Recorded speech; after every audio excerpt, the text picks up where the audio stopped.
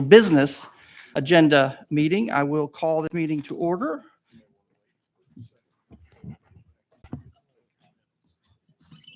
And while we do that,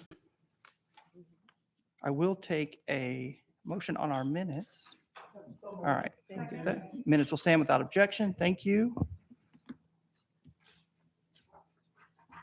Madam Clerk, are you joining us? Yes. Okay. We don't move until Madam Clerk tells us to move. Come here. Amen. Thank you. Tonight's Pledge of Allegiance and Invocation will be led by myself, and then we have a special presentation. But before that, we did ask Mayor Kelly to come back and talk with us and share the information that you shared with us at 3:30. And we're putting you ahead of the agenda, sir, because I know you have made time out of your evening plans and that you need to move on quickly after that. But I do appreciate if you'll let us open the meeting with our pledge, and then I'll turn the microphone over to you. Let me also pay special note to Mayor Littlefield in the audience. Want to say hello to you, sir. Thank you. You'll join me in the salute. Pledge to our flag. I pledge allegiance to the flag of the United States of America and to the republic for which it stands, one nation, under God, indivisible, with liberty and justice for all. Thank you for that. And I will now turn the floor over to Mayor Tim Kelly.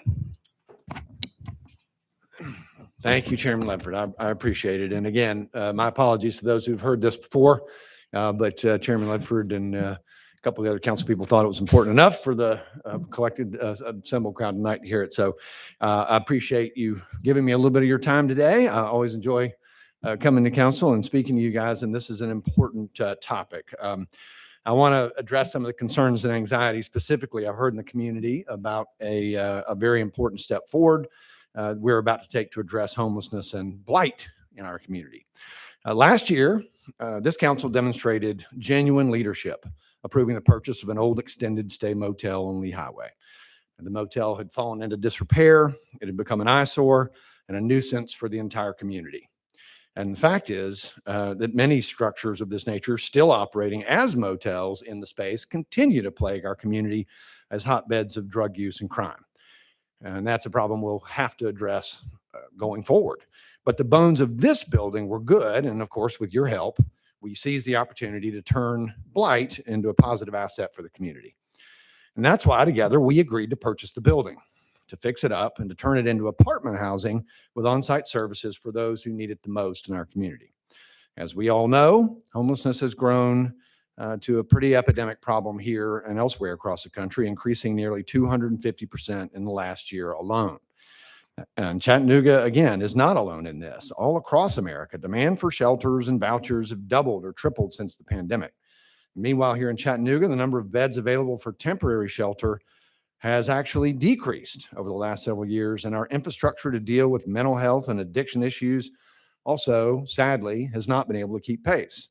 But with your support, Chattanooga can lead on this issue, starting by approving the necessary zoning changes to move forward on the Lee Highway housing project. But we can't do it without your continued leadership. I understand that there's some folks here this evening to express concerns about this project, and I know that many of those concerns are heartfelt, and these are good people who love Chattanooga and love their neighborhood and want what's best for it. But at the same time, a tremendous amount of misinformation has been circulating, and unfortunately, many people are letting fear of unknown get in the way of the facts. So first, I want to thank Councilwoman Burrs for her leadership in addressing many of these issues in the past few months. She's had the thankless task of taking the phone calls and taking some, frankly, unfair criticism around this issue.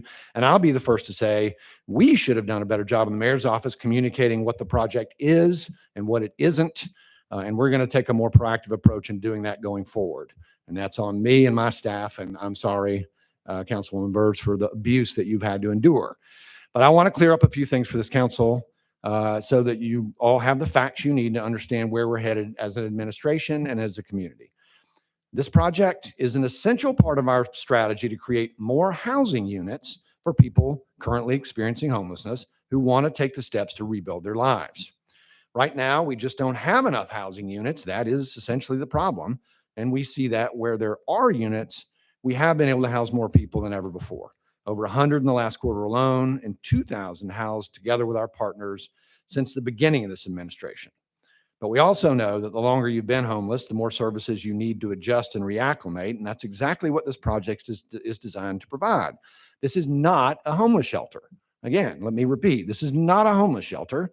It's an apartment complex with supportive services on site to help keep people housed for good. I've had the pleasure of visiting an apartment complex in Southern California run by an organization called Step Up.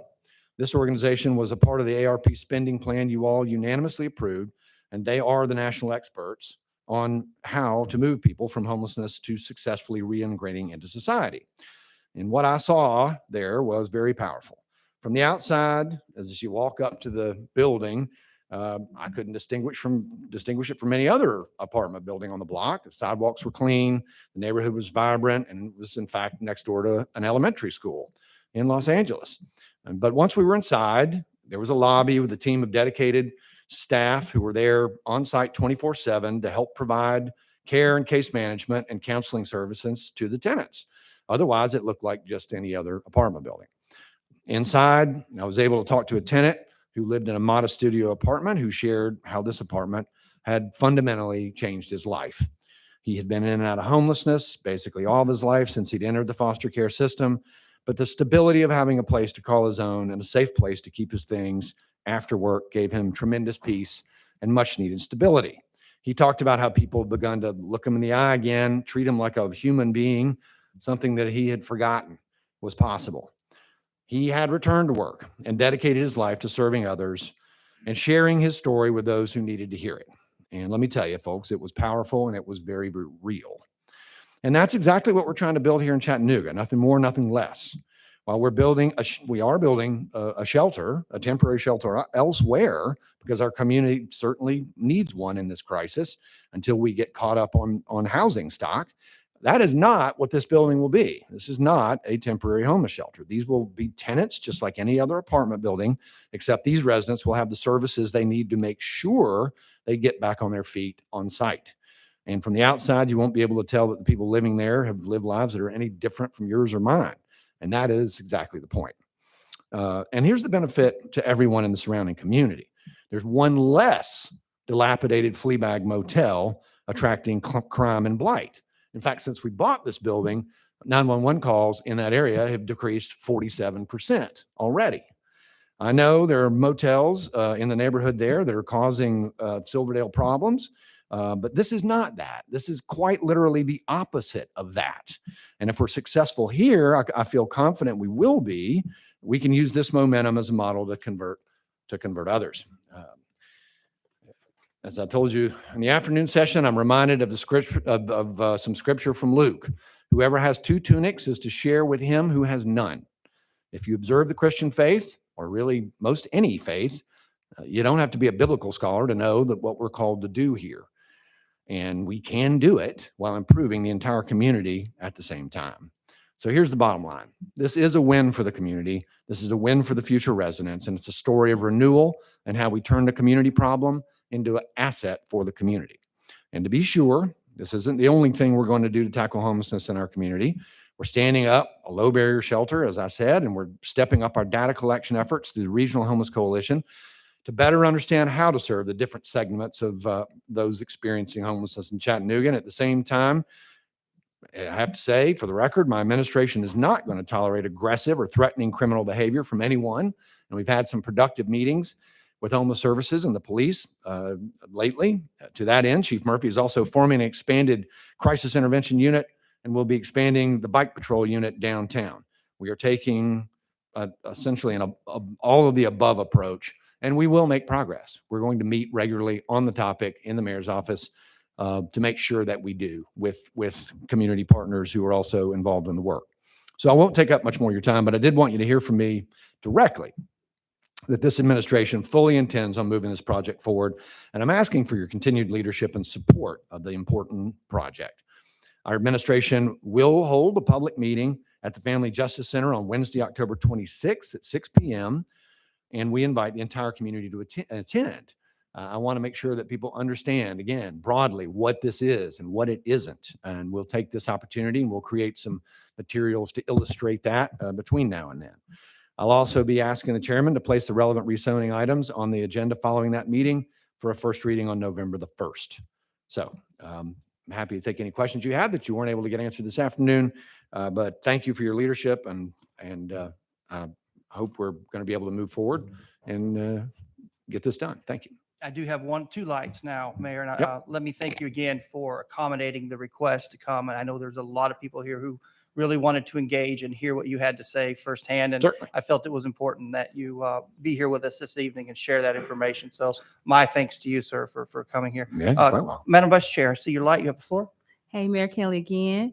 Thank you so much for coming. And I'm just going to ask the same questions I asked earlier. Yes, ma'am. In regards to this apartment complex that hopefully the city will be invested into, what kind of people will be moving into those areas? Will they have services? Could you just talk about that a little bit more? Right. So this is not a walk-up facility. Again, this is not a low barrier or a high barrier homeless shelter. These would be, it's an apartment building. So they would be getting referrals from nonprofits who are working in this space, and referrals to presumably step up with a nonprofit partner for the housing. Okay. Thank you so much. And I just appreciate the efforts on this that, a lot of times people come and say, what is the city doing? What are we doing? And we hear that every week from all types of people. And this is one of the cases that we can say that we are doing something, that we recognize the humanity in people. We recognize that everyone wasn't born with a silver spoon in their mouths, that some people just need a hand up. And so this is the opportunity for us as a city to step up and be a true one Chattanooga. So I appreciate the efforts. I appreciate your staff, and just wanted to let you know that I do support this project, because we have to begin to realize that, everybody's circumstances are different. And when we can make a change this way, a big impact, a root cause change, that's going to make a big difference for our city. So thank you so much. Thank you, Vice Chairwoman. And again, I think it's important for the community to understand that this is not some kind of a dumping a problem. And again, the facility is at the end of the road where there are a series of motels, many of which are still in operation, some of which are still causing the community problems. And we've talked to the police department about an increased presence there. And again, this facility will have private security. It will be gated, and it will have cameras, again, which we can't say for the current motels, which are causing the problem. That's a different problem, which we're also happy to work with the community to address further, but this is not that. Mayor Kelly, I have one more light for you. Councilwoman Hester, please. You have the floor. Yes, thank you, Mayor. Thank you, all those who've come. These are the times that try men's souls.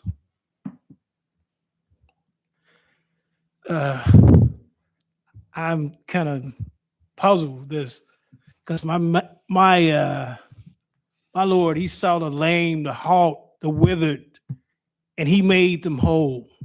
He said, greater work you should do than I. We're trying to successfully re-enter folks in society. That's all we're trying to do. And I appeal to your consciousness.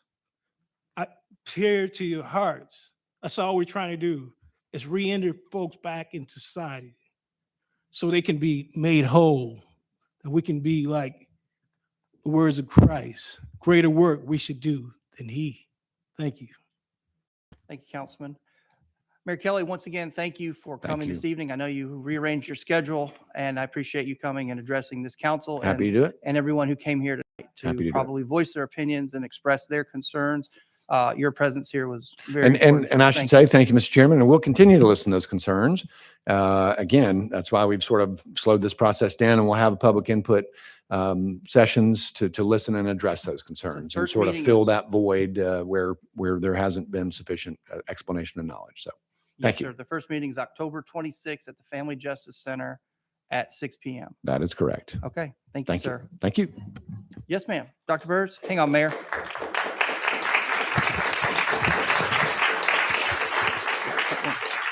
Kara, do you need the mayor?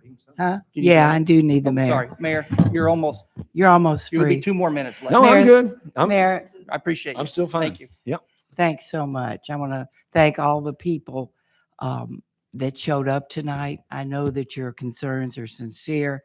I know from looking at the petitions and things that many of you don't even live in the city. That doesn't mean that you're less sincere about your concerns. And I appreciate your being here. Thank you very much. Mr. Mayor, you did a great job, and I think you alleviated a lot of concerns. And for that, I'm grateful. I hope you'll stay around and listen. And if you have any other concerns, I hope you'll share with my colleagues tonight. I know you've been sharing with them for several weeks now, and they would like to hear again tonight if you have something else to say. Thank you so much. Thank you very Thank you, Mayor. much. Thank you. Ready? We have a special presentation. Yes, ma'am. Madam Vice Chair, Dr. Burrs, we have a special proclamation that will be read.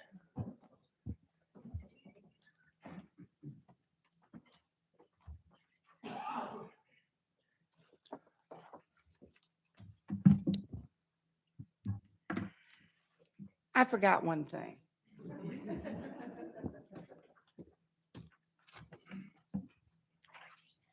We're here all night. It's all good. We're here all night. We can do that. Okay, I guess I have a list of honors that you've received, and I wanted to have them here. Maybe I do. Let's see. For some reason, I don't, unless you've got them. All right. Mr. Chair, for a number of years, it's been my pleasure to be associated with the Family Justice Center.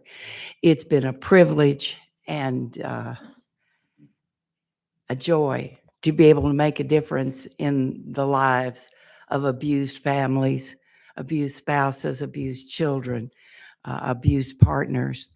And we are very fortunate in Chattanooga to have a Family Justice Center that's been around for officially how long? 7 years. It took a lot of blood, sweat, and tears, but now we're recognized all over the country.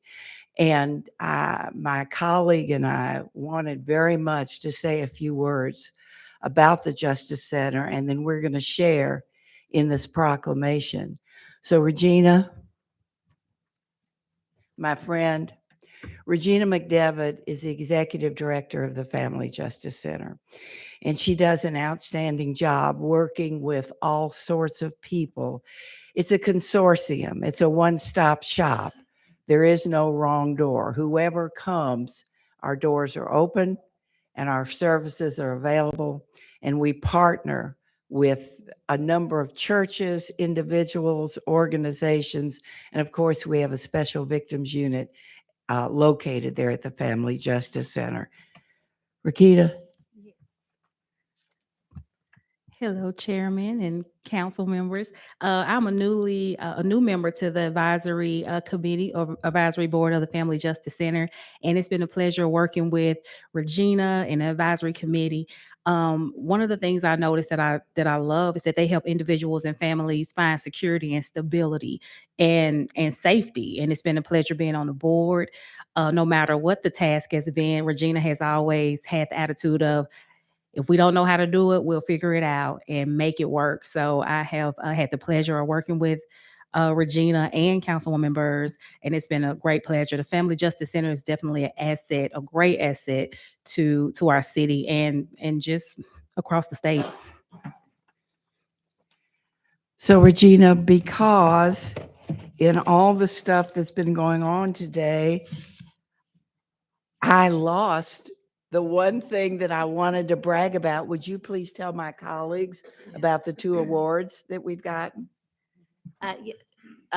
Council, with men and women, thank you for having me here tonight. Yes, we are receiving in October 2 different awards, one from Legal Aid of East Tennessee, their 2022 Alexander Hamilton Award, and that goes to non-legal entities who promote justice for all. We'll be receiving that later this month. And then Friday, we received from the Tennessee Coalition Against Domestic and Sexual Violence the 2022 Community Partner Award for the work that we do with our partnerships here in Chattanooga. Thank you very much. I have the pleasure of serving as the chair of the advisory board to the Family Justice Center, and we have fine citizens who join me. And with that, we're going to share a proclamation, and if my colleague would go first. Chattanooga City Council proclamation. Whereas domestic violence impacts individuals in every community, regardless of age, economic status, sexual orientation, gender, race, religion, or nationality, in which children are also affected. 1 in 3 women and 1 in 4 men have experienced physical violence by an intimate partner. Whereas more than half crimes against persons in Tennessee are domestic violence related. Research shows that domestic violence is a root cause of other crimes, such as mass shootings and gun violence. Within the city of Chattanooga, we have experienced almost 2,000 domestic violence incidents so far this year. While domestic violence is not always manifested as physical abuse, it is also any pattern of behaviors that attempts to control and intimidate a partner or family member through fear, manipulation, isolation, financial abuse, physical abuse, sexual abuse, stalking, mental abuse, and or verbal abuse. While physical injury with visible marks may often be the most obvious signs of harm, the true physical and mental trauma is much deeper and can have lifelong consequences emotionally, mentally, socially, spiritually, and physically, and may also include financial insecurity. Whereas, as leaders in this community, we realize that family is the foundation of a safe and healthy community, and ending domestic violence requires a combined effort involving every part of our society, including law enforcement and our justice system, to work together to hold offenders accountable and to protect and empower survivors and their children to create pathways to hope and safety. And whereas together, with the Chattanooga Hamilton County Family Justice Center and their co-located partner organizations, there is help to hold offenders accountable and reduce recidivism while helping to ensure victims' safety and healing. And finally, whereas we honor the tremendous dedication of law enforcement, advocates, and service partners, honor the courage and resilience of survivors as we commit ourselves to standing with them for safety, dignity, and justice. We dedicate ourselves to create a community where domestic violence is not tolerated, where survivors are supported, and where all people have an opportunity to thrive without fear of violence. Now, therefore, by virtue of the authority vested in us, we do hereby proclaim October 2022 as Domestic Violence Awareness Month. And this is the City Council proclamation. And Councilwoman Dotley and I are privileged to be able to present it in front of you and to you, my friend.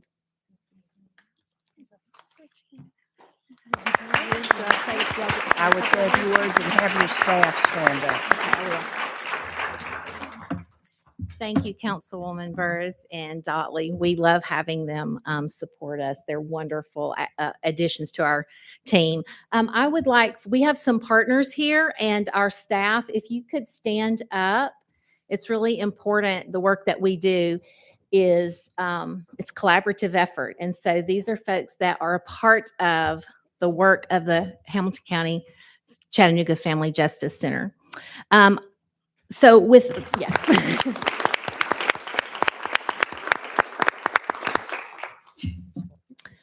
Without coordinated community responses, we cannot be successful in our goal to keep victims safe and hold offenders accountable. and ultimately eliminate domestic violence in our community. The Family Justice Center and our partners support a model that offers one call to make, one place to come, to receive services, to be connected to critical community resources that promotes healing, transformation, and hope for the future. Every person has the right to live free of fear and violence, and every person should have a safe place to tell their story. The Chattanooga-Hamilton County Family Justice Center is that place. We bring together in one location private and public organizations providing support to address intimate partner violence, stalking, family violence, teen dating violence, sexual violence, elder abuse, human trafficking, and child abuse. The theme this year is everyone knows someone. Sometimes someone that you care about is likely experiencing domestic violence, whether you see it or not. 1 in 4 women and 1 in 4 men experience domestic violence in their lifetime. Abuse is a lot closer than you think. It could be you, it could be your daughter, it could be your parent. So it's important to know that it affects everyone. Creating a coordinated approach is the only way to truly best serve victims and to hold perpetrators accountable.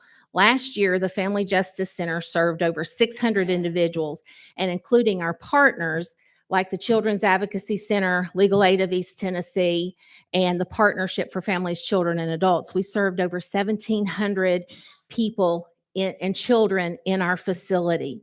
We provided 93 trainings, presentations, and events, and we were able to consult with developing family justice centers in Macon, Cobb County, and Waycross, Georgia. Our staff presented at the International Alliance for Hope annual conference in San Diego this year, and at the statewide Tennessee Domestic Violence Conference on Compassion Fatigue. I would like to give you an example of how these multiple services work together, calling out a couple of important people who do this work every day. They're frontline. Officer Timothy McFarland with Chattanooga Police Department, Lydia Salva with the Family Justice Center, Priscilla Sims, who is a sexual assault nurse examiner at the Partnership, John Jolly, Nicole Benjamin at Legal Aid of East Tennessee, and Assistant District Attorney Carl Huskins. So Officer McFarland was responding to a call when he happened upon the victim, Juan, who was not his real name, running from his husband after having been shot by him. Juan credits Officer McFarland with saving his life, that if it weren't for him, he would have died. Lydia Salva, Priscilla Sims, and the legal aid staff supported this survivor by connecting him to important critical resources and assisting him in getting an order of protection. District Attorney Huskins also supported the increase of the bond from $250,000 to $1 million for his offending partner. That's how we support change and accountability.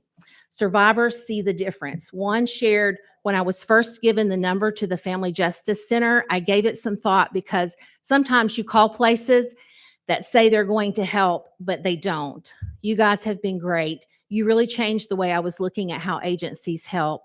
The responsibility lies with all of us: government officials, advocates, law enforcement, the criminal justice system, the education system, media, civic groups, mental health, and healthcare organizations all play a part. The power of we brings together everyone to keep victims safe, hold perpetrators accountable, and create a safer world for everyone. Thank you very much. And just one step, tomorrow is Law Enforcement Appreciation Day. So we'll be doing something with our law enforcement partners tomorrow. On the 19th is Advocate Appreciation.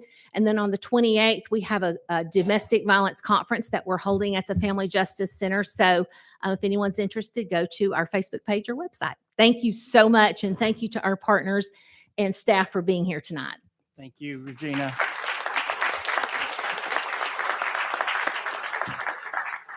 Dr. Burrs, Madam Vice Chair Dotley, thank you for the proclamation. Council graciously accepts this in gratitude for your service to our community in support of care for those who need it and desperately providing those wraparound love that we all we all need. And I'm so proud for the work that the Family Justice Center does. We're going to take 1 minute for anybody who is here tonight from the Family Justice Center that is not wanting to stay when we go into our zoning cases. So if you would like to leave at this time, we're going to take 1 minute because I know there was a lot of you who came, and I know you don't want to sit through zoning.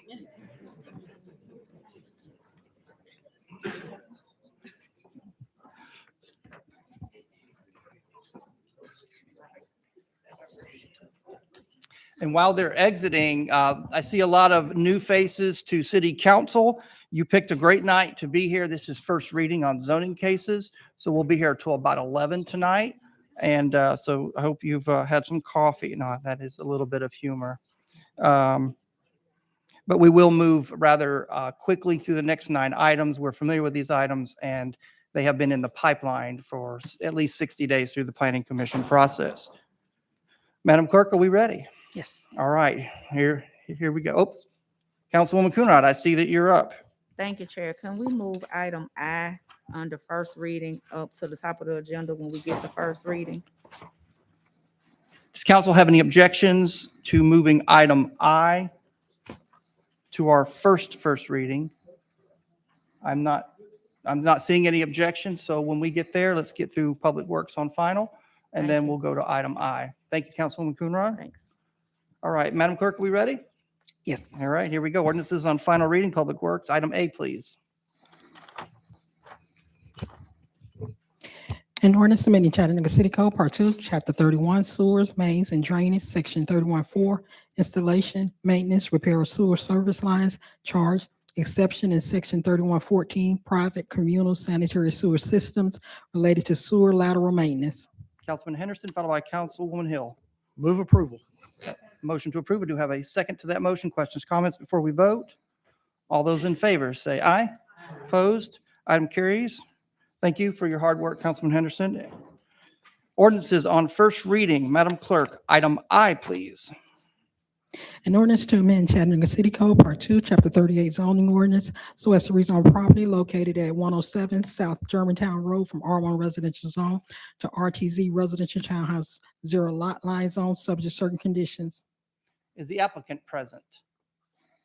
Is there any opposition present? I can't count that high. Councilwoman Coonrod? Hit your light for him, please.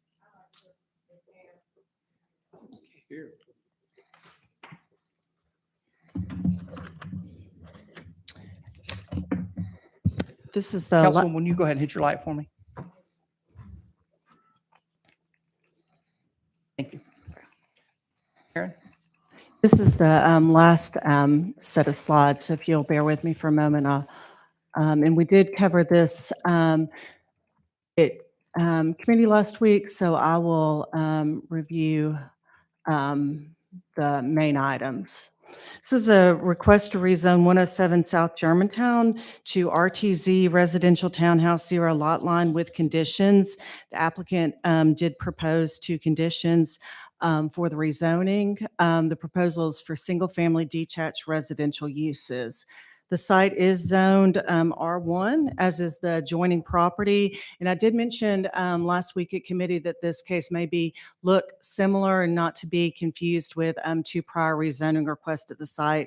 One was withdrawn at council and one case was withdrawn prior to Planning Commission. The existing development form immediately surrounding the site primarily consists of single-family residential homes on lots ranging from 1/4 acre to 2 acre lots. There is not a specific land use plan for the area. The development policy from the countywide comprehensive plan identifies the site as having potential for infill and redevelopment that is urban and walkable with the most potential for future public services. Staff found that the proposed single-family residential detached uses were compatible with the adjacent single-family residences and development form, and staff recommended conditions limiting the use and the minimum lot size to ensure compatibility with adjacent land uses and development form. So as mentioned, the applicant had proposed 2 conditions, but the staff recommended a slightly different condition. The first one being 2 single-family detached residential dwellings only, one single-family detached residential dwelling per lot. Townhomes and zero lot line dwellings are prohibited. So that is part of the use conditions under the first condition, and that each lot shall have a minimum lot size of 7,500 square feet. There was opposition at Planning Commission. There had been opposition to the two prior cases that were for more intense development than this proposed case. Opposition mentioned items such as spot zoning, protecting the historic Brainerd community, concern about additional rental units, and that two houses fitting into this location did not work. Planning Commission determined the request is not compatible with adopted development policy from the countywide plan, adjacent land uses or development form, and this comes with a Planning Commission recommendation to deny.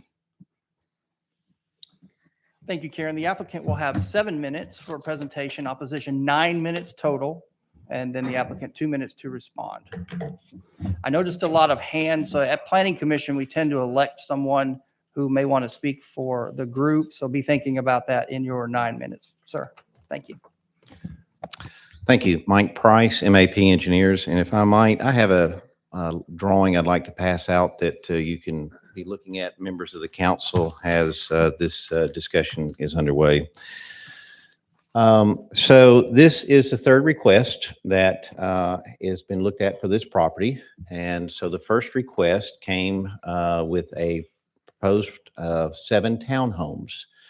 After meeting with the neighbors prior to coming before City Council, we withdrew that request. And truthfully, that was probably a bridge too far in terms of what was proposed on the property as it related to 7 townhome units. The next request that we came forward with was then going to 4 townhome units. Subsequently, at that point, there was a meeting that was held at my office with Mayor Littlefield and members of the community, and it was a good meeting, during which at that meeting, it was stated that why don't we come back forward with 2 single-family residential lots, which is what we have before you now. The only thing that is different in the reason asking for the RTZ zone is this: both of these lots have a minimum of the 7,500 square foot area.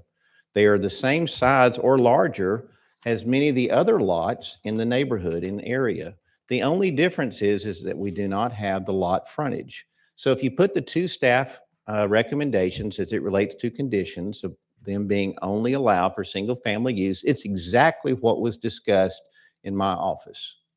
So I believe that this is a plan that is in keeping with the neighborhood and with the area. And if you look at the drawing that I passed to you, you will see that there is a various types of units within the area, from duplexes to apartments to single family. So putting 2 single family homes in this particular area actually is very compatible and very much in keeping with what's going on within this community. It will not destroy the fabric of this community, and we certainly have a need for housing. And so with this particular plan, we think we have reached the point where this is the appropriate plan for the area by simply rezoning it with these conditions. And if there's any questions, I'll be happy to answer them. Thank you, Mr. Price. I am seeing no opposition. If you want to come, you have 9 minutes total.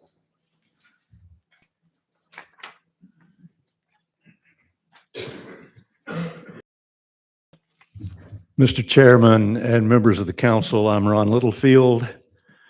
I reside at 3420 Glendon Drive. I have been a resident of Glendon Place for 51 years. And in my 50 years of planning experience, I've learned a few things. One is that a leftover lot, which this is usually left over for a reason. And frequently, it's topography and drainage issues. And that's a serious issue with this property. More rooftops and more pavement means more drainage problems.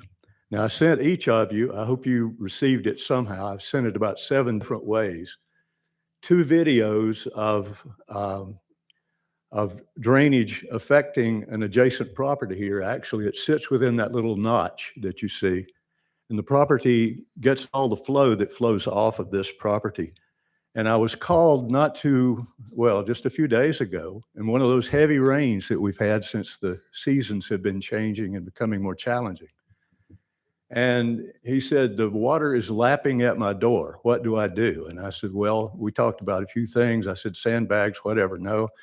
Finally, I just said, pray. Maybe the rain will stop. It did. It came that close to coming into his house. So my point is that drainage is something that has to be considered. The second point there on your paper is the city has a comprehensive zoning study presently in process, density and neighborhood context and affordable housing. Be a part, an advisor, a citizen to it. Haven't heard from it. I know that the consultant is working on it. There's a right way and a wrong way to produce affordable housing and density, and doing scattershot zoning, spot zonings like this is not the proper way to do it. You address some problems and create others. And the third item, in this case, the developer bought the property because we have concerns about people too. You know, developer has a right and a reason to develop the property. He bought it at a very reasonable price, and he can build a home with an accessory dwelling unit at an attractive and profitable way and not affect the community. He can go ahead with the present zoning. He can come back later and add the other house in the ADU, which this also includes the accessory dwelling unit option, which was recently adopted by this council. And so far as I know, no one's done anything with accessory dwelling units. This would be a great opportunity for a house and an accessory dwelling unit. Then if he is able to successfully address the drainage problems, then he could come back a year later, if you deny it tonight, and apply to have the second unit added. So what has changed? We took a closer look at drainage with the recent rains. We did not see a plan addressing the proper. If they're going to put in retention basins or anything of that nature, we need to know it, and who's going to manage and maintain them and all of that. And believe me, friends, this is a serious problem. And when people would call me and say, can you do this? Can you do that? I would say, well, I can do a lot of things, but I cannot affect the laws of physics. And just allowing it forward and ignoring the laws of physics, we do so at our peril. Now, these two gentlemen actually are adjacent to the property, so I probably have taken more of their time than I should have. My name is Frank Meyer. My wife Annette and I live at 102 Vista Drive in Glendon Place. My home backs up to this particular lot. Again, what attracted me to Glendon Place is the historic beauty of the small Brainerd community. The neighborhood, as far as we can tell, will be one of the oldest neighborhoods in Brainerd, with homes dating back 100 years. Here, been there 50 years or more, Mr. Littlefield being one of those. Can Glendon Place go back to be an historic gem of Brainerd? I believe it can, just like St. Elmo. And we have plans. We're going to work on looking at the possibility of making Glendon Place a historic district. Belvoir Avenue between Brainerd Road and the interstate is a prime example of preserving R1 zoning. As I mentioned, my home backs up to South Germantown. The builder wants to squeeze in as much housing as possible on the lot. He did purchase the lot at a very reasonable price. There are plenty of profit there for a one home with the possibility of one ADU. So it's all about the money and not about the residents. 2 homes with 2 ADUs, literally shoehorned on this lot. Asphalt rooftops, surrounded by 10-foot evergreens is all you'll see. There's no aesthetic appeal to this plan at all. The Planning Commission, as you saw on the slide at the very end, the Planning Commission stated to deny. The mayor was there.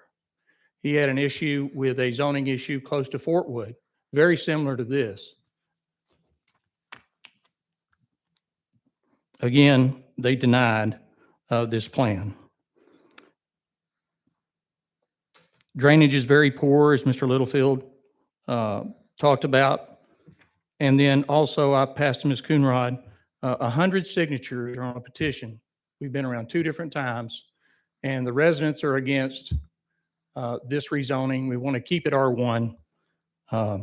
So I appreciate you letting me talk and take the time to talk about this issue.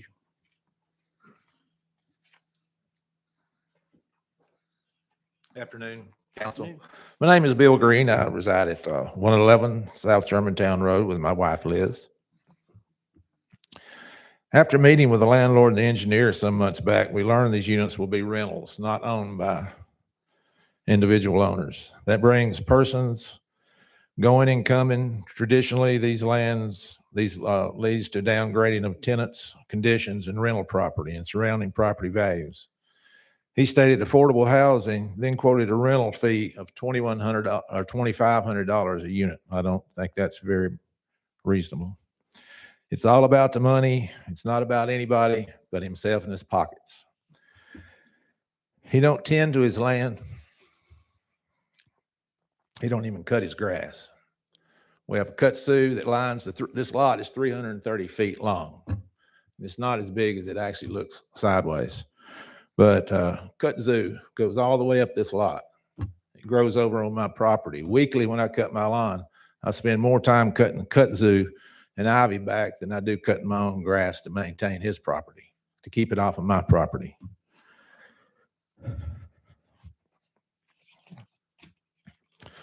Glendon Place is a 100-year historic neighborhood, should be preserved as such. What they have proposed does not fit the aesthetics of this neighborhood whatsoever. No one in this community purchased a home with the thought of someone defacing the landscape with multiple units of rentals, shoehorned on a strip of land that is too tight for such plans. One family unit would be great, but outside of that, I do not agree with it. Thank you very much. Thank you, sir. There's 49 seconds left. If anybody needs a last second option. Just want to make sure. Show of hands of the residents from Glendon Place that are here today.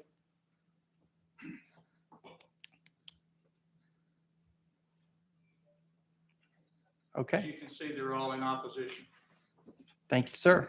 That's 27 seconds. So Mr. Price, we'll reset at 2 minutes. You have 2 minutes to respond, sir.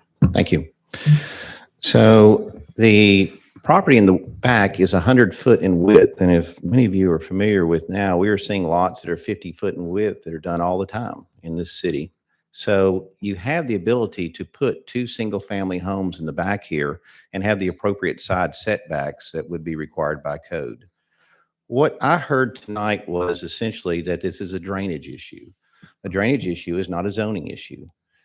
I understand the laws of physics. Taking hydrology in college and having designed many, many detention ponds and drainage systems, I'm not concerned with regards to being able to ameliorate and address those sorts of issues as it relates to what can be built on this property, whether it be one single family home or whether it be 2.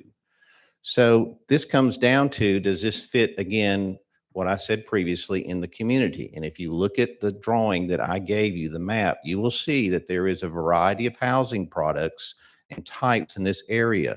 This is not dissimilar than what is already out there currently today. I would also point out that no one during their presentation talked about the fact being at my office and said, just put 2 single family lots out here. That's what we're proposing. We've gone from 7 to 4 to 2. The community has always been in opposition. Now they just want 1. I don't think that that's reasonable. And I don't think it's a bad thing that someone wants to make money. We are in America. We are still a capitalist society. Making money doesn't make you evil. It simply means that this is a means to afford how to be able to do what you're proposing. 2 single family homes, I think, is more than reasonable. If there's any questions, I'll be happy to answer them. Mr. Price, I see no questions from council. Dr. Bird, you have one? Okay, hit your light for me. You have the floor, ma'am. So here's my confusion. It needs to be, it's R1 now, Yes, ma'am. and it needs to be rezoned because, We do not have enough frontage. If you look at the drawing on the front, you'll see how Sure. that narrows. Because of the narrowness in the front, there's not enough width to meet the R1 requirements of lot widths, which is 60 feet. Gotcha. Okay. And you're planning on building 2 residential homes on it? 2 single-family homes. And what have you done to address the flooding issue? So my client, when he purchased the property, asked me several times, can I go in and clear it? Can I take out I said, don't do anything until we complete the zoning process, until we understand where we're going and how we're going. Leave it alone, leave it natural.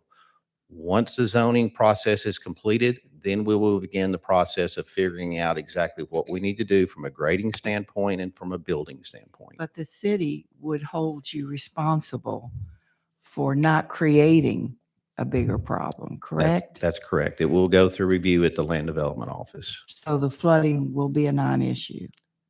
We will not make it any worse. We will look into these issues as it relates to what is going on out that way.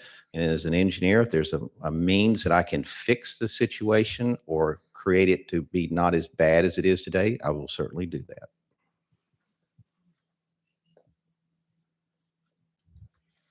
Okay, thank you. Councilwoman Coonrod, thank you, Dr. Burrs. I see your light, but I have a light from Councilman Henderson. Go that way. Councilman Henderson, please, you have the floor. Thank you, Mr. Chair. Karen, I guess my question is for you. I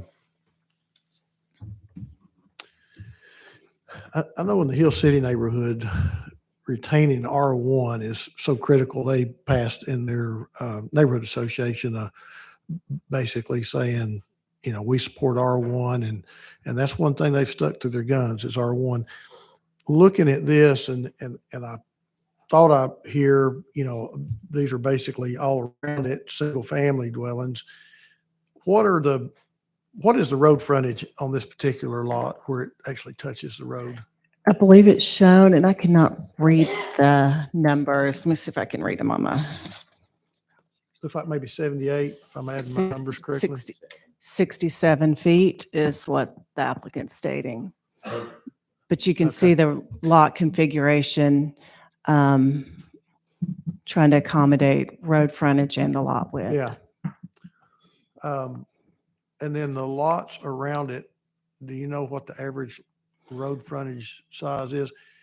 The other thing I've become concerned with, particularly in my area where it's a lot of rural, is developers wanting to put PUDs in, which is not in character many times with the surroundings that they're trying to put it in. And it does change the look of the neighborhood. And I guess what I'm trying to figure out here is, you know, going to a R1, you know, does it change the look of what's around it? So it looks like maybe the rest of the houses around it in comparison are roughly 60 foot of road frontage or so.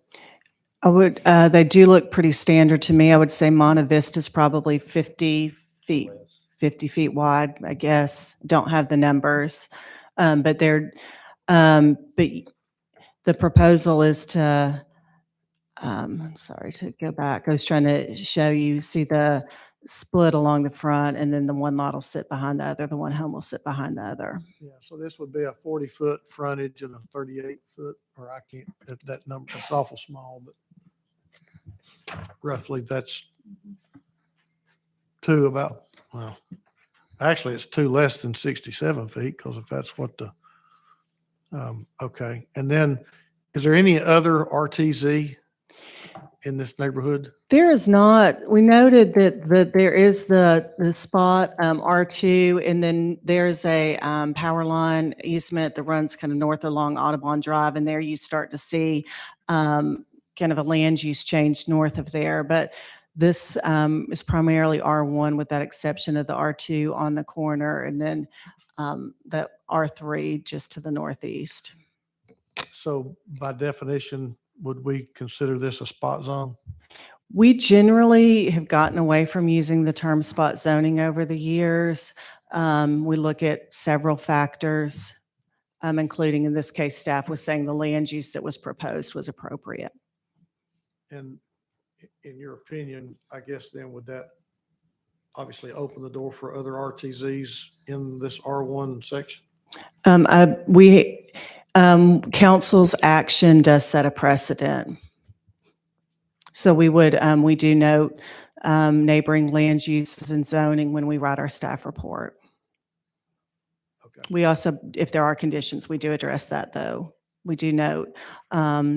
Just to fully answer the question, a lot of zoning does have conditions, and we do try to provide that information in the staff recommendation. So if we don't use the term spot zoning, this is the only spot that this zone exists. There's not another R2Z around there, that's correct. Okay. You good, Councilman? Thank you. Yes, sir. Yes, sir. Thank you. Councilwoman Coonrod, I see no other lights. If you want to hit your light for me, please. You have the floor, ma'am. Okay, thank you, Chair. I've read the emails, I've listened to the concerns on both sides. The developer has, tried consistently to work with the community on, changing his plans. He went from 7 to 6 to 4 to now he's wanting to do the 2 single-family homes.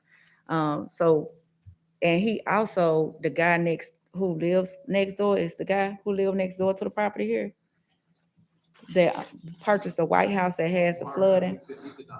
Okay. Well, I know that. But he asked me to. Those videos that I sent you are his property that were about to be flooded. Right. And yes, flooding, and that is a land use issue, and that is a zoning issue. So the flooding is happening was an issue prior to him even buying the property. Whole nother legal issue that has nothing to do with this property. But the developer did, offer to help mitigate that on that end. They have agreed that anything that they do is not going to make it worse. We have that noted publicly here in the record. But Chair, I'd like to also offer an additional amendment to that outside of the staff recommendations. I'd like to add no ADUs to make sure that we're only getting 2 single-family homes. So it won't be 2. I'll need a motion to get this on the floor for discussion. Okay. I make a motion to put it on the floor for discussion. Is that a motion for approval, denial, or deferral? To approve. I have a motion to approve. I do have a second to that motion.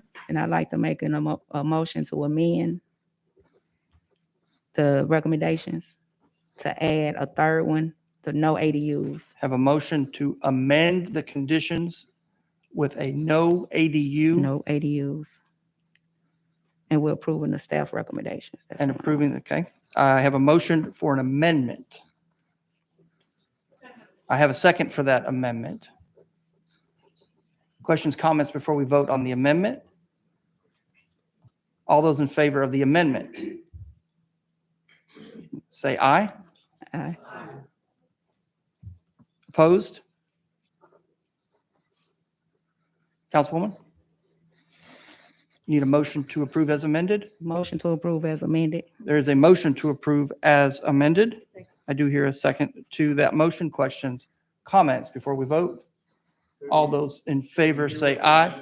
Could we hear what the amendment actually accomplishes? We couldn't hear all of the discussion. What does the amendment accomplish? What's before you right now? An approval with an additional condition of no ADUs. So it'd only be 2 units. That is Right. correct, sir. We have a motion to approve as amended. It's on the floor. Questions, comments before we vote? All those in favor say aye. Aye. Opposed? 1 no, Madam Clerk. Yes. Item carries as amended. Thank you. Madam Clerk, moving on to first reading, planning item A, please. An ordinance to amend Chattanooga City Code Part 2, Chapter 38 zoning ordinance so as to rezone property located at 5505 Brainerd Road from C2 Convenience Commercial Zone to UGC Urban General Commercial Zone, subject to certain conditions. Is the applicant, you know what? Let's pause 30 seconds.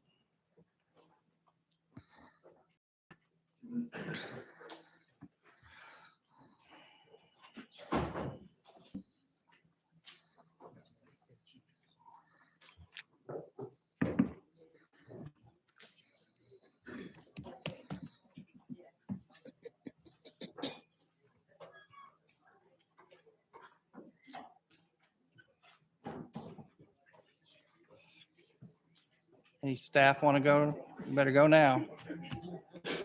All right.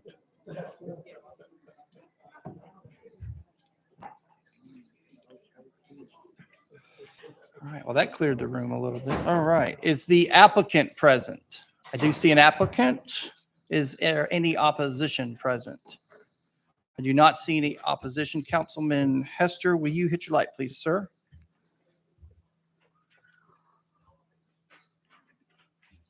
Okay, there is quite a bit of opposition to this development. And what I like to see is that the developer and the neighbors come together. Therefore, I want to defer this for 30 days until we can come together. Thank you. I want a motion that I have a motion to defer until November 15th, Councilman? correct. Motion to defer until November 15th. I do have a second to that motion. Questions, comments before we vote? All those in favor say aye. Aye. Opposed? Item is deferred until November 15th. Madam Clerk, item B, please. An ordinance to amend Chattanooga City Code Part 2, Chapter 38 zoning ordinance so as to rezone property located at 6026 East Brainerd Road from R1 residential zone to RT1 residential townhouse zone subject to certain conditions. Is the applicant present? I have an applicant. Is there any opposition present? Dr. Burrs? Yes, sir. Mr. Emery, is that you?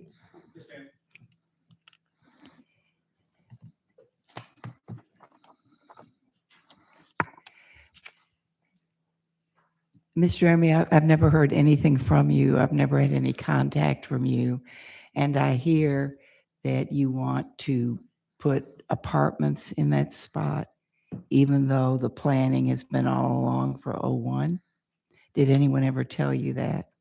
No, when we met with staff, they said that was a good transition between that and the offices across the street and the R1 on the same side of the street. Did anyone ever tell you that it might be a good idea to contact me so that I could help you with that? I don't recall that. No, ma'am. No one told you that. I don't recall that. The planning commission, people on the planning commission, I think did. And Karen, was she already gone? Did you mention to him that they should get in touch with me? We are very consistent with staff to comment Yeah. that we should reach out. So I feel that we have been extremely consistent with that over the time. Thank you. So,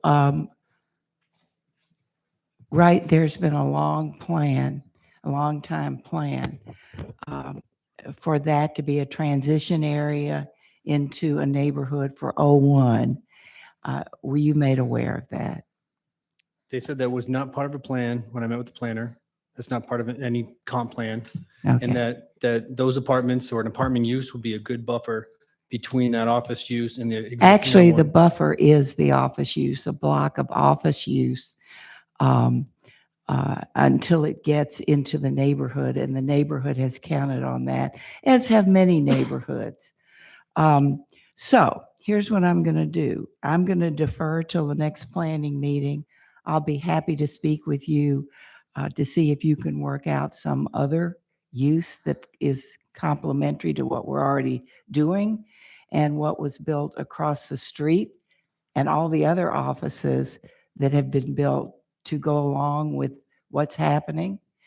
And if we're not able to work anything out like that, then I will make a motion to deny.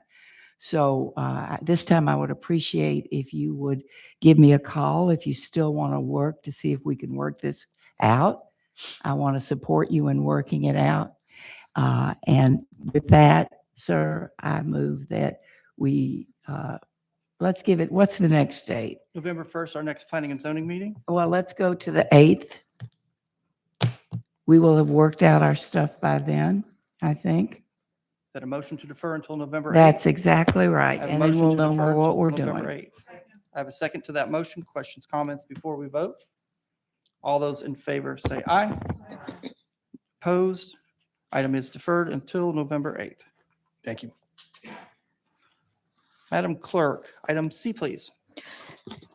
An ordinance to amend Chattanooga City Code Part 2, Chapter 38 zoning ordinance so as to rezone an unaddressed property located in the 1000 block of East 10th Street from URD2 residential detached zone to URM3 residential multi-use zone, multi-unit zone. Is the applicant present? Is there any opposition present? Councilwoman Knoll, you have the floor, ma'am. Thank you, Mr. Chair. So I would like to make a motion to defer. We need to actually have dialogue on this, and both sides are out of the country. So if I may make a motion to defer until October 25th. I have a motion to defer to October 25th, and the motion has been seconded. Questions, comments before we vote? All those in favor say aye. Opposed, item is deferred until October 25th. Thank you, Mr. Chair. Thank you. If you're ever looking for rezoning, make sure you talk to your council rep. Amen. Madam Clerk, item D, please. An ordinance to amend Chattanooga City Code Part 2, Chapter 38 zoning ordinance so as to rezone properties located at 401 Central Avenue and 1048 East 4th Street from R4 Special Zone to UGC Urban General Commercial Zone, subject to certain conditions. Is the applicant present? Yes, sir. Okay. Is there any opposition present? Councilwoman Knoll? Have a motion to approve. I do have a second to that motion. Questions, comments before we vote? All those in favor say aye. Opposed? Item carries. Item E, please. An ordinance to amend Chattanooga City Code Part 2, Chapter 38 zoning ordinance so as to rezone property located at 1117 East 14th Street and an unaddressed property in the 1100 block of East 14th Street from R3 residential zone to RTZ residential townhouse or lot line zone, subject to certain conditions. Is the applicant present? I have an applicant. Is there any opposition present? Councilwoman Knoll, I have an applicant and no opposition. You have the floor, ma'am. Thank you, Mr. Chair. I visited the lot in reference here, and I make a motion to approve. I have a motion to approve. I do have a second to that motion. Questions, comments before we vote? All those in favor say aye. Opposed? Item carries. Madam Clerk, item F, please. An ordinance to amend Chattanooga City Code Part 2, Chapter 38 zoning ordinance so as to rezone properties located at 1027 and 1029 East 14th Street from R3 residential zone to UGC Urban General Commercial Zone, subject to certain conditions. Is the applicant present? I do have an applicant. Is there any opposition present? Councilwoman Knoll, I have an applicant. I have no opposition. You have the floor, ma'am. Move to approve. I have a motion to approve. I do have a second to that motion. Questions, comments before we vote? All those in favor say aye. Opposed? Item carries. Madam Clerk, item G, please. An ordinance to amend Chattanooga City Code Part 2, Chapter 38 zoning ordinance so as to rezone properties located at 1200, 1202, and 1204 East 13th Street from R3 residential zone to UGC Urban General Commercial Zone, subject to certain conditions. Is the applicant present? I do have an applicant. Is there any opposition present? Councilwoman Knoll, I have an applicant. I have no opposition. You have the floor, ma'am. Move to approve. I have a motion to approve. I do have a second to that motion. Questions, comments before we vote? All those in favor say aye. Opposed? Item carries. Madam Clerk, item H, please.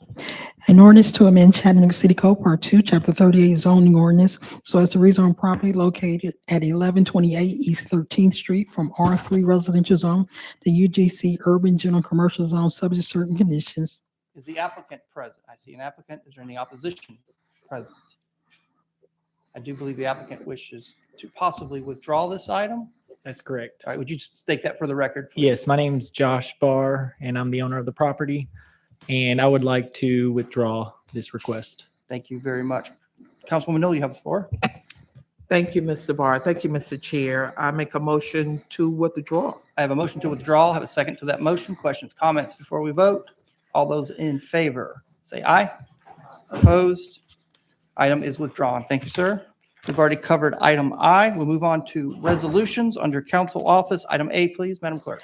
A resolution confirming the appointment of Vivian White to the Head Start Governing Board for District 9 with a term beginning October 11, 2022 and ending October 11, 2023. Councilwoman Coonrod. I have a motion to approve. I have a second to that motion. Questions, comments before we vote? All those in favor say aye. Opposed? Item carries. Under economic development, Madam Clerk, item B, please. A resolution amending and adopting tax increment financing policies and procedures, a copy of which is substantially attached hereto and made a part hereof by reference. Councilwoman Coonrod, you have the floor. I have a motion to defer to October 25th. I have a second to that motion. Questions, comments before we vote? All those in favor say aye. Opposed? Item is deferred to October 25th. Under planning, item C, please, Madam Clerk. A resolution approving a special exceptions permit for an institutional plan unit development amendment for the properties located in the 100 block of Baylor School Road. This is in District 1. Councilman Henderson, you have the floor, sir. Move to, well, I guess we We'll usually ask if treat there's this.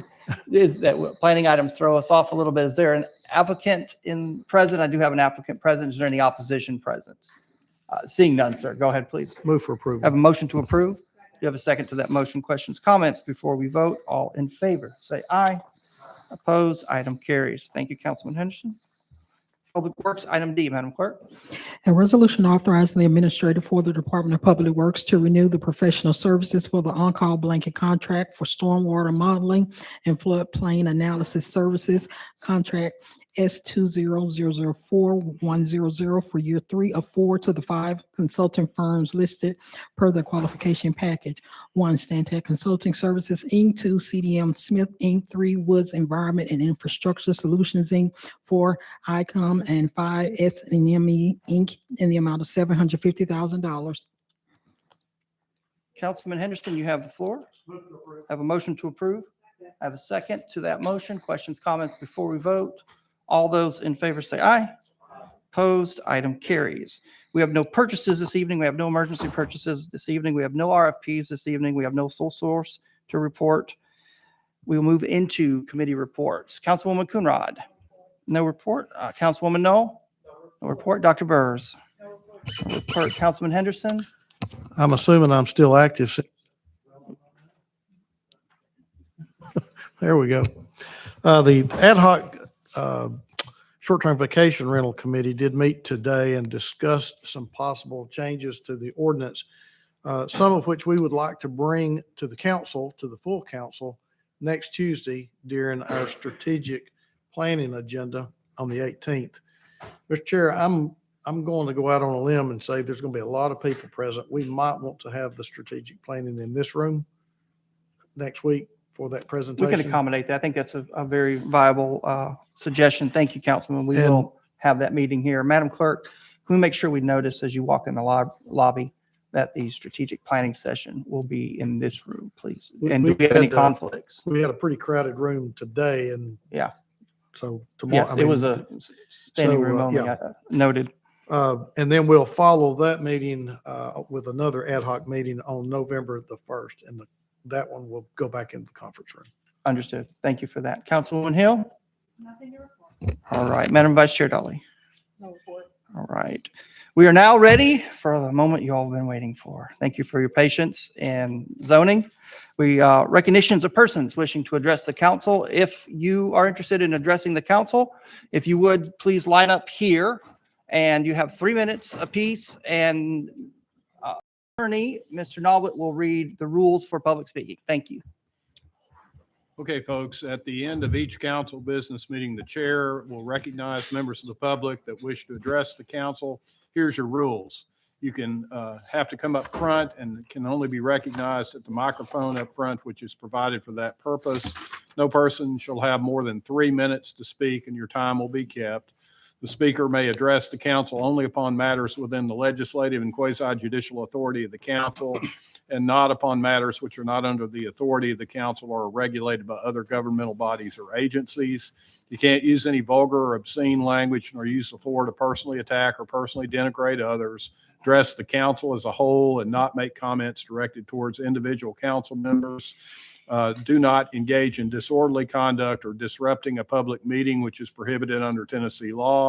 A person commits that offense if a person substantially obstructs or interferes with the meeting by physical action or verbal utterance with the intent to prevent or disrupt this meeting from going on. Having said those rules, please go ahead, sir, and give us your name. Before we begin, real quick, I know there's a lot of new folks here tonight.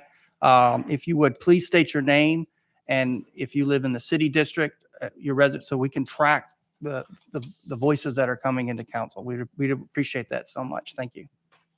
Great. Thank you all. My name is Sudave Mindarata.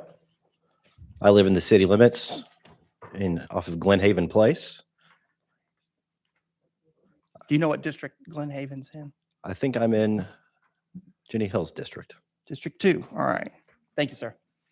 Thank you. I am the Chair and Chief of Emergency Medicine for the University of Tennessee College of Medicine and Erlanger Health System. I'm also the Tennessee College of Emergency Physicians, representing all emergency doctors in the state of Tennessee.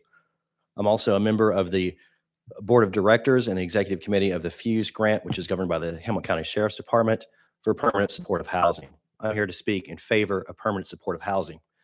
We've heard some fantastic comments from Mayor Kelly earlier, and I agree wholeheartedly with all of his comments. Housing is healthcare. I'm here tonight as a physician representing every ER doctor in our community about the significant need we have for permanent supportive housing. My hospitals currently have the largest emergency shelter in our community. We're working collaboratively with the city of Chattanooga as well as the county to address this issue of homelessness. The discussion regarding zoning has been invigorating, but for the thousands of individuals who don't have a roof over their head, and over 400 children in our community who are going to go to sleep tonight who don't have a roof over their head, this is an important initiative we need to support. It's going to require continued conversation. We see early benefits from only a handful of individuals in a pilot program. Erlanger Health System has realized millions of dollars in savings. We're also developing a large research consortium to track the cost across law enforcement, mental health, healthcare, and the individual costs on our communities. Homelessness is not a problem of addiction or mental illness. It is simply an economic problem. We're seeing increasing numbers of single mothers who are homeless as well as elderly. Supportive housing is the solution that is nationally accepted, well researched by significant stakeholders in our community, as well as the city of Chattanooga, in order to ensure that we have a safe community. I spent the past 2 weeks in San Francisco and Denver evaluating other programs that are successful.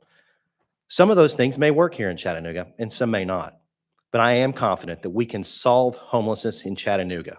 We can solve homelessness in Chattanooga through collaboration, communication, and permanent supportive housing. Thank you. Thank you.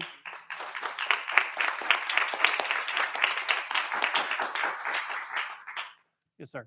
Yes, my name is Mike Smith. I live in District 3. I'm the Executive Director of the Chattanooga Regional Homeless Coalition. More importantly, I'm here to you today because I was the example, or one of the people that would identify with the example that the mayor had given earlier. I lived 2 years unsheltered as an unaccompanied youth, and through a moment, less than 3 minutes, one person saved me through grace by offering me admission into a permanent supportive housing unit at that time. This is 20 years ago. Launched my career, my dedication to do what I do. Throughout my career, I've brought in well over $100 million to help others like me in those situations. Through direct service, through development of regions, of counties, and of cities, and now here in Southeast Tennessee, in which I reside, and came here. I believe in the ability of this area and of the community, of the providers, of the local governments. The people you see out there are just like me. Every single one of them will live up to their 100% if given the opportunity to do so. Yet they cannot do so on the street in unsheltered situations. We believe in the fact that all of us are created equal. That housing is a human right. Housing is healthcare. If I can do it, and so long, 2 years experiencing unsheltered homelessness as an unaccompanied youth is a very long time. The looks I got, you're looking at me now in my eyes. They didn't then. I had to figure out ways to survive in that situation. Some of them were not pleasant. Some of them I still deal with the trauma of it today. It's not fun to stand up here and share stories about the experience of dealing with unsheltered homelessness and the trauma you endured, but I do so readily to try and shift some attitude that somehow they should pick themselves up by their bootstraps. I had no way to. I had been completely abandoned by all resources I had. I tried it for 2 years. Thank God that one winter was too cold in which I reached out for help and someone gave me a ride 100 miles away. One moment of grace, less than 3 minutes of time that I have now, saved my life and saved thousands of others through the work of that one moment of grace. All I ask is that we look upon our neighbors, housed or unhoused, with dignity and with the same grace which was shown upon me. Thank you for my time.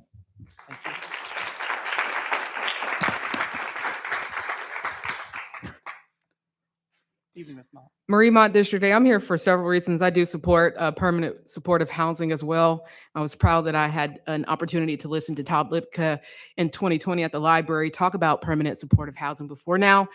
It is a human right, and there are various different issues that Todd actually stated. Chattanooga's only problem to solve any problem that we have here is the lack of political will. I want to read that last week, President Joe Biden moved to pardon federal simple possession charges, urged states to do the same, and called for marijuana to be rescheduled as a drug. On the campaign trail, Mayor Tim Kelly promised to decriminalize marijuana, which has yet to materialize. In 2016, the Nashville Metro Council made simple possession a low priority for police and wrote that into legislation. It was signed by Mayor Berry and followed up with Attorney General Funk in 2019, moving to not prosecute for anything less than half of an ounce. An activist call right now. The policing and racial dashboard for Chattanooga, African Americans make up 29% of the population, yet make up 56% of simple possession arrests. For perspective, that's nearly an arrest rate 2 times our population of people. I agree with President Biden. No one should languish in a jail over a plant. And I have in my hand over 2,563 people in Chattanooga who agree with me, who have signed a petition to decriminalize marijuana and write legislation that ends policing practices that target specifically and overwhelmingly those who are poor, impoverished, and are Black. We are years behind Nashville, and frankly, it's time to catch up with the state. The other matter that I'm here about is the Central Avenue extension through Lincoln Park. I agree with the writings from the neighborhood that often when we talk about not in our backyard, we're talking about more affluent communities. Lincoln Park has over a century of history with Negro Leagues baseball, a bathhouse, and an Olympic-sized swimming pool that is still there. And that history, that culture should be maintained. I am here speaking because Mama Hughley is in her 80s and she said she's tired. Tiffany Rankins has been fighting for years and she said that she's tired. And I am a young person stepping up, born and raised in District 8, on behalf of the Lincoln Park community and coalition that deserves the respect, not only of the mayor's office, but any decision that's going to be made, they need to have communication. I'll end with Maya Angelou this evening. The cage bird sings with a fearful trill of things unknown but longed for still, and his tune is heard on the distant hill, for the cage bird sings of freedom.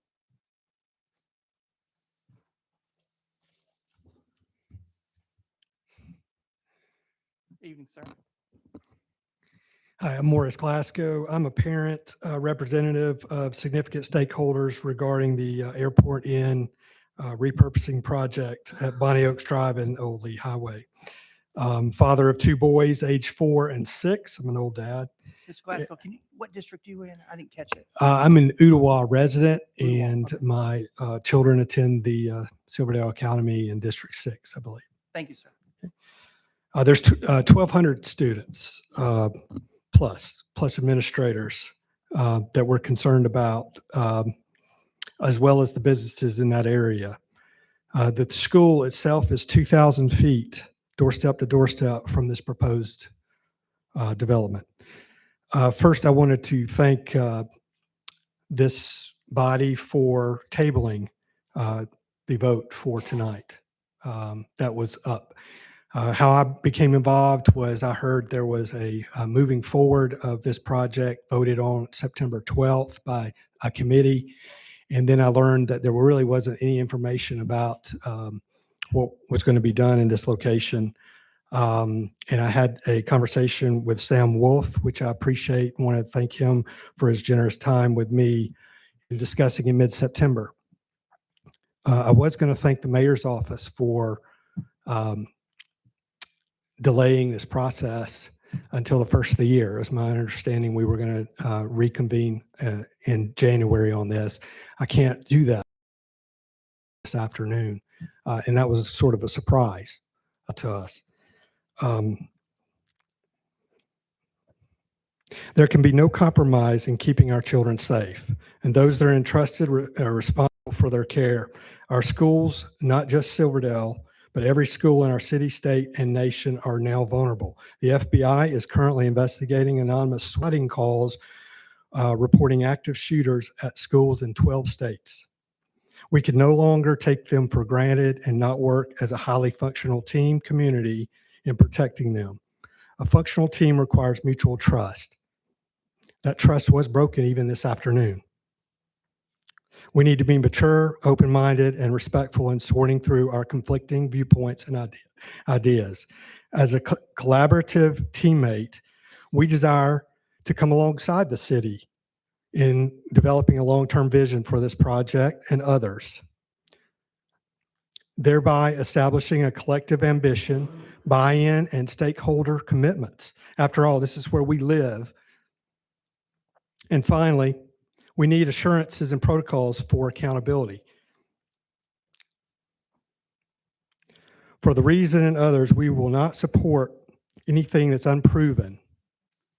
Thank you, sir.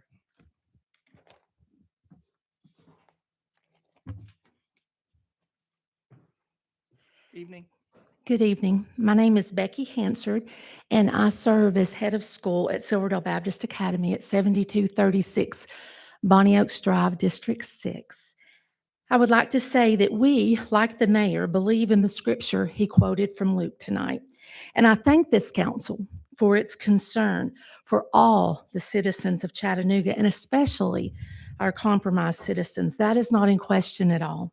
And to not assist those with no tunics, those who have no homes and little food, has never been the issue. At SBA, we have a proven record of helping to feed those who are food compromised, and we have a proven record of giving tunics and more to those who are compromised.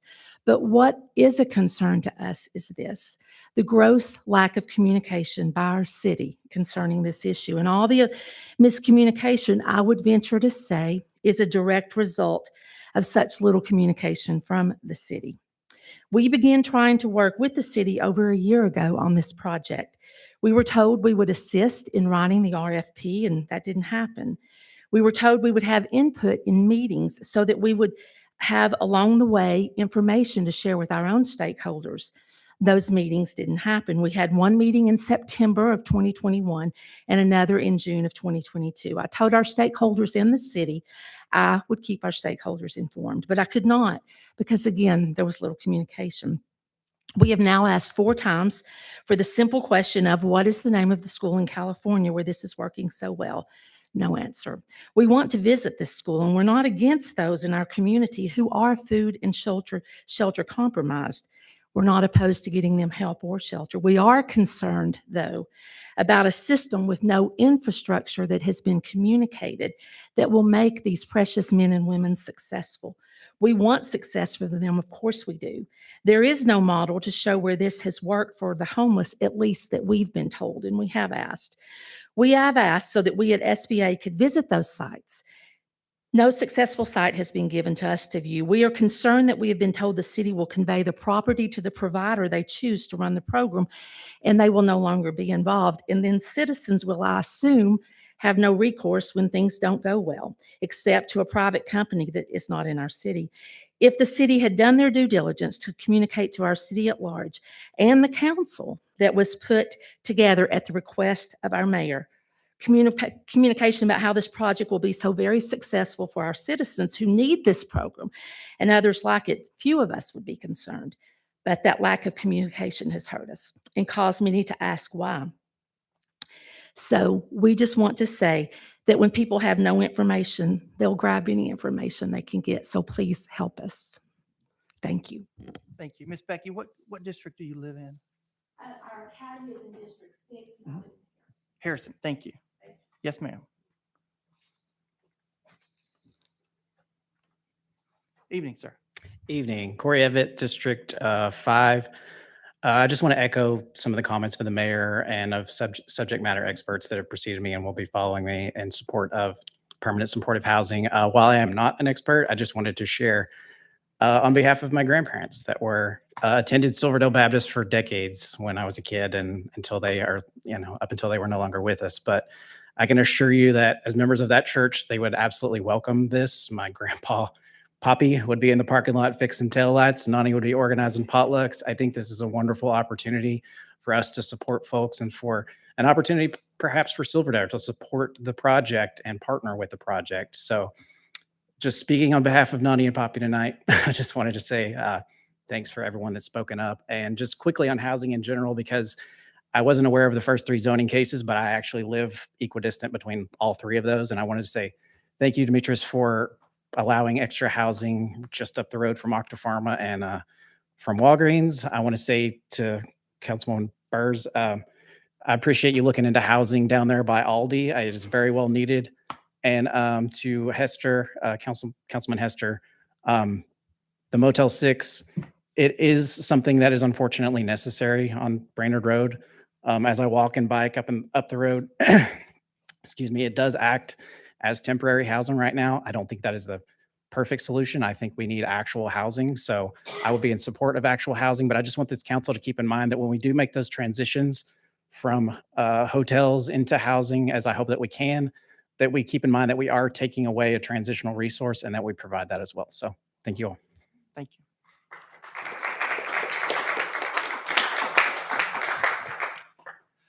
Good Hello. evening. Hello, my name is Casey West. I am a resident of District 5.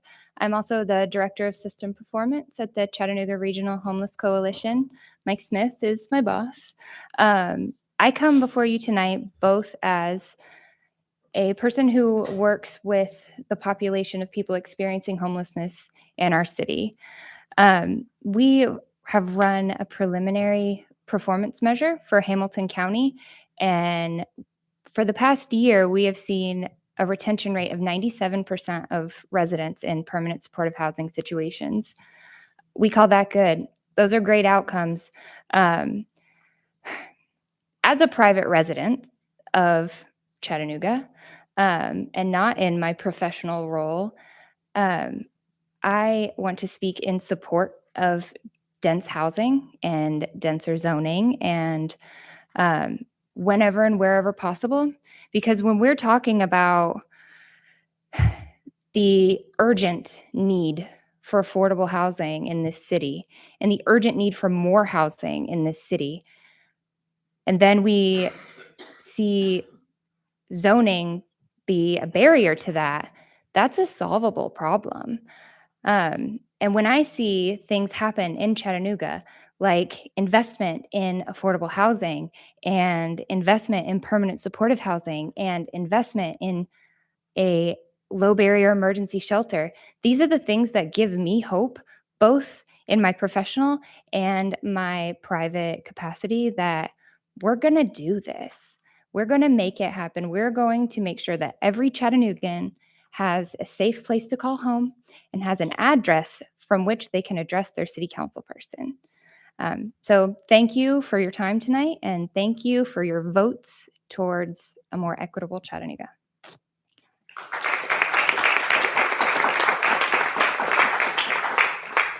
Good evening. Sorry, I have a cold. My name is Anne Marie Fitzsimmons. I live in Ridgeside, so I don't have a district. I help run an organization called Help Right Here. We are the nonprofit that is running the city-sanctioned homeless camp on 12th and Peoples Street.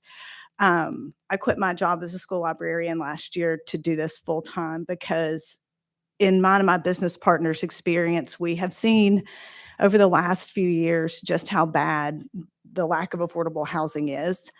And I truly, truly don't believe that Chattanooga can be the city that we all want it to be without taking care of all of our citizens. And we have to find a way to provide more housing for them. And this is one way to do it. And I know that people are uncomfortable about it. We're getting ready. We're starting the process to build our own affordable, permanent, supportive housing. It's scary and crazy, but we're going to do it. We have Nikki Keck as my business partner, and we've spent 3 different trips in Seattle, Washington, researching sanctioned camps, transitional housing, and permanent supportive housing. And it does work there, and they don't look like anything other than just apartment buildings. You know, they do have caseworkers on site because there's so much. If you're on the street for so long, you have so much to catch up on and you need that support. And we've seen in our camp, which was supposed to be nothing more than a camp to help people stay safe, but because of where we're located behind the Homeless Healthcare Center, all of our residents have caseworkers and they're consistently meeting with them. And we've had 3 people housed this week. So the support aspect of anything that comes in right now, the support is so crucial to helping people continue to stay housed and everything else. So if you guys want to talk to me about permanent supportive housing, anything that makes you nervous, we did a lot of research in Seattle and know pretty much, you know, what it's kind of supposed to look like. I know it's scary, but there's no way that we can be the Chattanooga that we want to be without providing for all of our citizens. So thanks.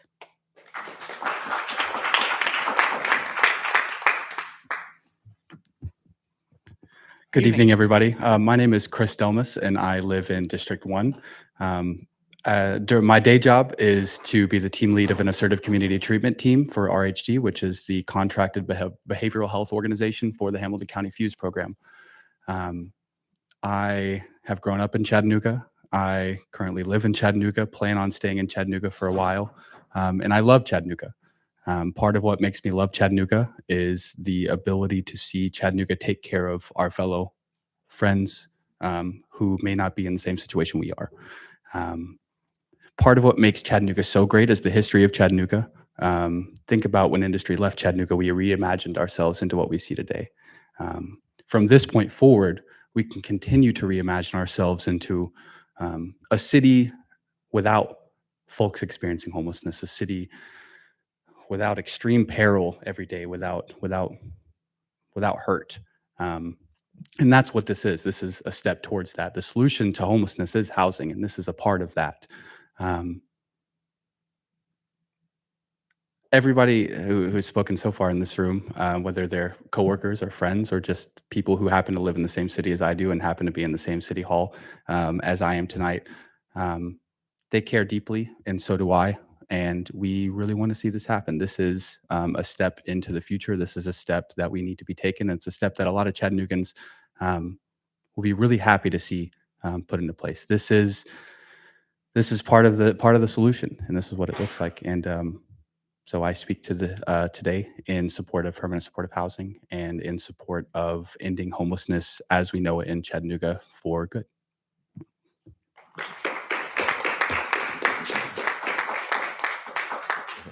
Good evening, everybody. Well, good night almost. But for you all that don't know, I'm Alan Green. I'm representing the International Association of Black Professional Firefighters. Sergeant Holm is representing the National Black Police Officers Association. So we just, as we said we would the first time, we would come back and give you all an update of what we've been up to, what we've been doing in the community. And we'll continue to be really dedicated to the work. Pushing the One Chattanooga, being in every community that we can, when we can, every month. We've been at Avondale a whole lot. There have been tons of events. So we've just supported a Ruckers at Avondale event, which was an awesome event. It was everybody out there playing for different parts of the city. Also, we was able to feed the Little League football team one evening. We just decided, hey, this is where we're going to be. They got out of practice and we showed up and we did what we do. We have several events planned out throughout the months. October, we have a trunk or treat that's going to be at Avondale, and we are mandating us to wear costumes, which should be fun. Then also in November, we're doing a pre-Thanksgiving Turkey Bowl flag football game, co-ed. I don't know how many of y'all still play. You're welcome to come. We're also going to raffle off Thanksgiving baskets for the families. December, we're doing Christmas baskets. We're also going to get together some gifts for the kids. You know, that would be great. January, we're running it out. A lot of senators have asked if we can come do a famous chili cook-off. I don't cook chili, so that's going to be up to him. February, Black History Month talent show. So these are just some events that we're continuing to do so people understand that we're serious about our mission. We don't live in moments. You know, there's a lot of things going on, moments in time. We're not about moments. We're about a movement. We're about a movement to be really unified in our community, to show that unity, to show that we're together, to show that fire and police are together. And I must say, we're serious about it. We are. We talk every week. We're thinking of things all the time. What can we do better? How can we improve this event? And our departments, they have been doing all they can. Chief Hyman, supportive of everything we have done. Chief Murphy, been on board with everything. They've given all they can give, and we're asking whatever you all think of, anything, whether it be monetary, time, volunteers, if you can spread the word, hey, this is what's going on, you can show up. Kids love seeing different faces. Our biggest thing is, and I believe this to the core of who I am, and I truly embrace it, that building safe, stable, nurturing relationships is a direct correlation and impact with building safe, stable, nurturing communities. It's the bottom line. If we're not building the right relationships, we're doing nothing. We're not doing it right. You can pour money, you can pour time. If the relationships are not there, we're wasting time. So that's what we're doing. That's what we're going to continue to do. We're not letting up because we don't live in moments. We're in the movement. Sorry, man. Did you want to say something? Sergeant Holmes, you've got 3 minutes.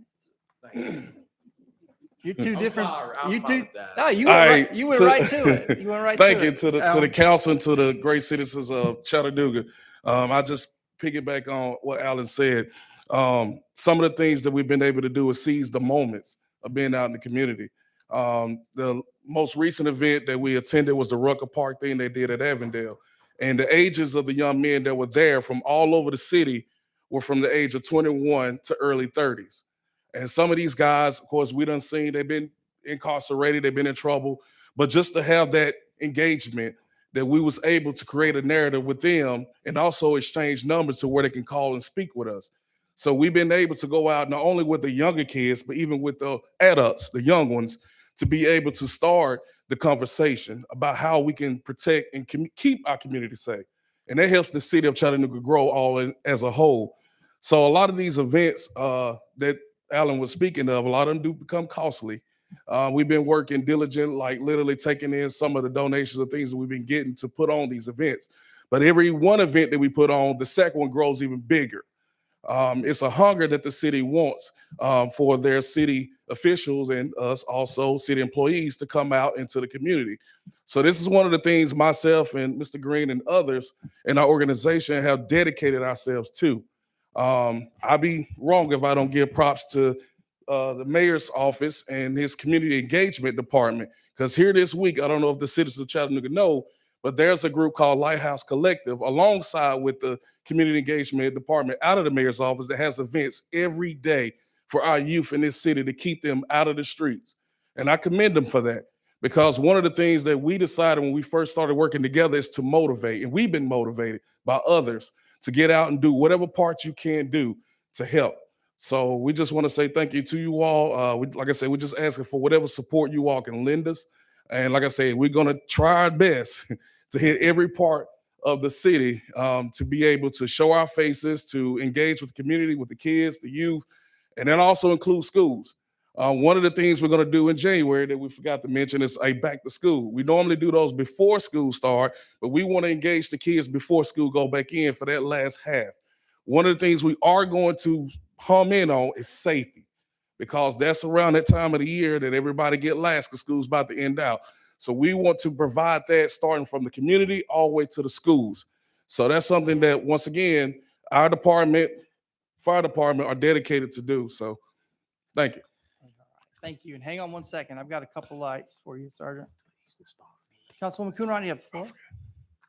Oh, thank you, Chair. Y'all wore me out this past weekend.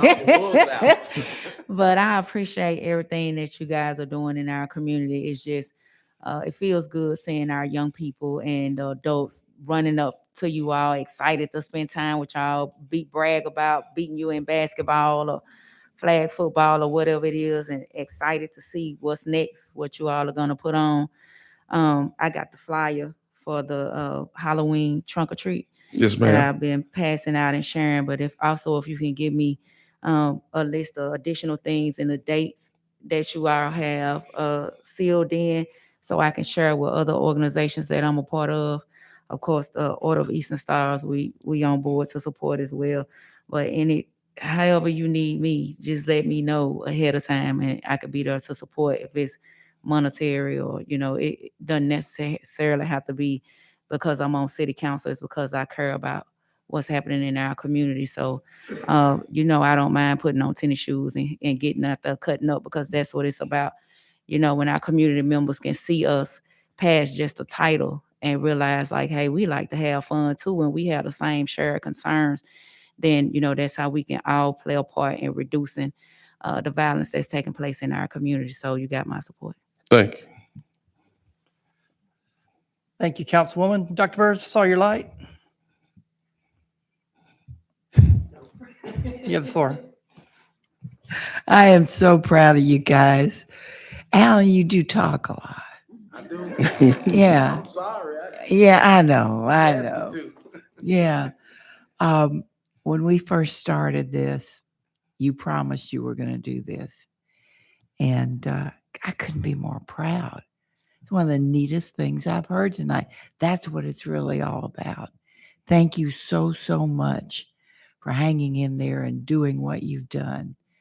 I'm sure any one of us, anytime you need any other help, are there for you. Just holler. I'm proud of you guys. Thank you. Thank you, Dr. Burrs. Seeing no other lights, so I'll wrap up with one question. Alan, you're a firefighter. Yes, sir. You don't know how to make chili? I You don't know how to make chili? don't know how to make chili. Yeah. No, you asked me to make some grilled chicken, I will. All right. Yeah, that's what I do.